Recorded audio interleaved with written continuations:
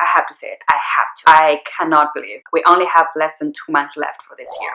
Hello friends, holidays are around the corner yet again. This year I have no intention, absolutely no intention of getting any eyeshadow palette. Instead, I will be building a palette to treat myself under that holiday spirit and to keep things interesting, to minimize the urge of wanting to make any impulse purchases. This is a big deal for me because usually around this time it's like I have an internal clock that reminds me to check out what eyeshadow will be coming. Oftentimes it's not really I would want to purchase anything or to buy anything. It's just I want to look at it. It tickles my heart, it sparks joy. I like eyeshadows, I like eyeshadow palette, I think that's why. When I think about a holiday palette, well, it's party time. Although I don't party, this time of year is the perfect time to rock those metallic silver taupe that is so eye-catching and festival. Yeah, I'll definitely take advantage of that because those kind of colors is not, I don't want to say it's inappropriate, but it's really not the eyeshadows I would wear every day running errands. Yeah, personally, I think it's a little bit overdone for the day-to-day life. Another must-have shade for me for the holidays are green. I have to have at least 2 shades of green. It is one of my favorite color to be wearing on the eye. Another standout shade I must have would be some sort of a berry red. So silverish taupe, green, and a berry red. I think that pretty much covers it all. For the size of the palette, I wish to keep it around 9 to 10 pans so I can keep them in my everyday palette because currently my single shadow collection situation is really packed. This is all the space I could work on with. Yeah, I'm really excited. Let's do this and see what I can come up with. Just so you know, I'm a little bit under the weather. My throat has been a little bit angry with me, so please bear with me. I'm mainly gonna be focusing on my single shadows in my palette, but I do have my other single shadows available in case if there is an important shade that is missing. It is suiting to call this a holiday palette because I'm trying to build it now, but I have waited to do this for such a long time. This would be my actual first attempt at building my own palette, like something I have been dreaming of. Earlier this year during spring, I did put a couple spring themed shadow together, although I didn't end up reaching for that palette due to its lack of structure. Learning from that, for today's palette that I'm trying to build, I will be looking at a few palettes for reference. You know what was surprising is that when I was browsing on Sephora, there was very few palettes that really caught my eye and stood out to be interesting for me. I don't know if that means I have been out of touch with the market. Well, probably on some level, it is a definite yes. Anyhow, I picked 3 palettes to be looking at for today's video. One of them is from Makeup by Mario, the Master Metallic Eyeshadow Palette. Another one is by Danessa Myricks Beauty. The last one is by ABH, the Rose Meadows Eyeshadow Palette. This palette has been in my mind for, I think, for 2 years since it's been released. I wanted to build a palette to dupe this palette for quite some time now. But as I was browsing on Sephora and I saw this palette from Makeup by Mario, it does catch my attention. If you look at the color story here, at a glance it felt like it's right up in my alley. I think I like the structure of this palette more than I like the shades. From what I'm thinking of, I could definitely go on building the palette using this structure as a reference, replacing the goldish bronzy shade with more of a silverish taupe shade. Also the blue teal to a more like a green teal. With that touch, I think this palette will be so much more interesting for me. For the Danessa Myricks palette, what really caught my eye is the first third of the palette. All of those 6 shades are really beautiful, like they scream out holiday to me. What's only missing from here is my silverish taupe. And out of those 6 shades, the color truly caught my eye is that lively green shade, also the bronzy shade beneath it.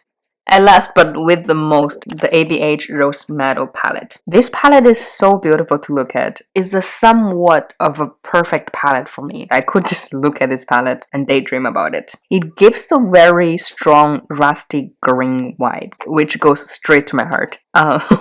Very much what I like. And it makes perfect sense because it is a Rose Meadow palette. And that's why I couldn't put this palette behind me. This palette is definitely what I want to focus on duping the vibe of with today's palette that I'm building. I'm going to start by picking up the shadows that somewhat resembles the shades from the palettes, as well as anything else that gives me a holiday vibe. Okay, I think that is all I want to grab for now.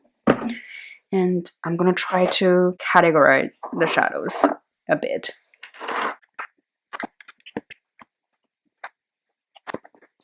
The only shade that I seem to struggle to find, I just realized now, is the shade Haze, which is almost like a gold champagne shade with a hint of green. Well, I think this is the closest one, but it's within a palette. Wow, actually, this one.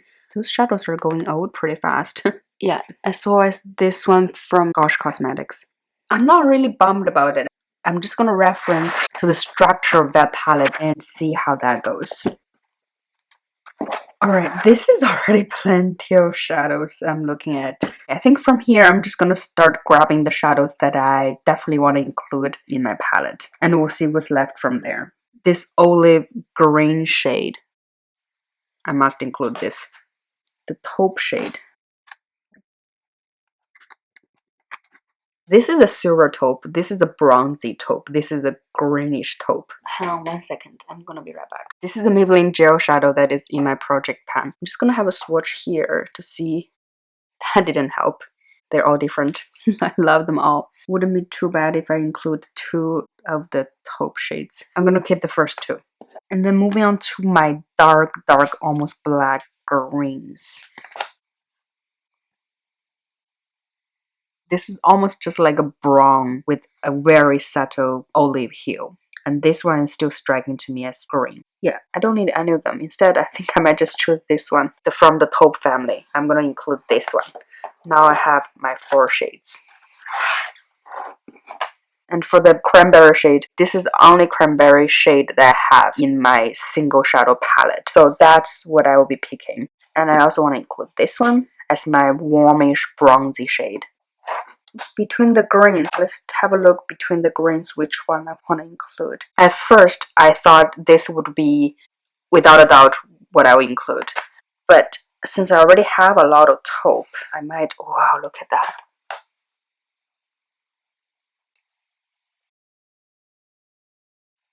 Wow. I think it will be between these 2. Although I really like how vibrant this one is. These 2 are more seasonal appropriate. And between these 2, I'm going to be picking this one and leave this one out since I already have a few of the metallic taupe. This one is kind of like a taupe blended with some beautiful green. And then I want something that's bright. Maybe this one will be better. Okay. This is what I have so far. It is a bit redundant here. I'm definitely keeping this one. I'm going to take this one out. This is more of the bronzy taupe. I'm going to keep the silverish taupe and leave the bronzy taupe. No. Okay, I'm taking this one out. This is the greenish taupe. Why is this so hard? Yeah, this one is cool, which is this one from Natasha Denona. This light champagne gold. This will pair quite nicely with my greens. Okay, I'm going to put this one in too. This is like a deep brown with a very subtle hint of olive. I might just wear it once or twice, but I still want to have it. Let's see what I'm actually missing. Having the palette as reference is helpful. This is fun, by the way. A dark brown. How could we forget a dark brown? I guess I'm going to expand the palette to 12 shades. Because I just remembered I also wanted to include this tangerine brick shades. Oh my god, I don't know how long I have been out of frame, but yeah, this is the palette that I end up with. I tried to kind of rearrange it close to the ABH palette, but obviously there's a couple shades that are mismatch. Now I'm gonna see if I can fit all the shadows in my palette. Okay, the answer is no, I cannot fit all the 12 shadows in my palette. They don't fit. Even if they fit, they're gonna be very crowded. I'm gonna be forced to pick out 2 shadows to leave it behind. Okay, I wouldn't really need a brown because I already have a brown in my palette.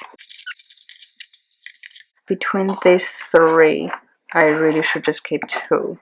This one's a bit hard. Let's see if I add this swatch. Okay, I'm gonna take this one out. I'll leave this 2 because I feel like with this color it will pair more with the shadows here versus this one. This is really a standout shadow. I don't think I'll be able to pair it with other shadows that is in this palette. Let's put this in the palette. I'll be very honest with you. It doesn't look that exciting anymore to me. But I'm sticking with it and I'll be using it for the next 2 to 3 months. When the time is up, I will let you know how this palette went for me, what notes I'll be taking away from this, and share some looks that I came up with this palette. I have put the shadows in the palette already. This is the final palette. You know, this is starting to look better for me now. I should remind myself to not dismiss the fact that this is not beautifully presented. Like, the shadows are different size and they're in different shape. They're not presented in a beautiful package. You know what? This looks beautiful. It's starting to really warm up to me. I'm excited to be using it. I'm hopeful that I'll be having a lot of fun using this palette. Thank you so much for watching. I will see you in my next video. Bye bye.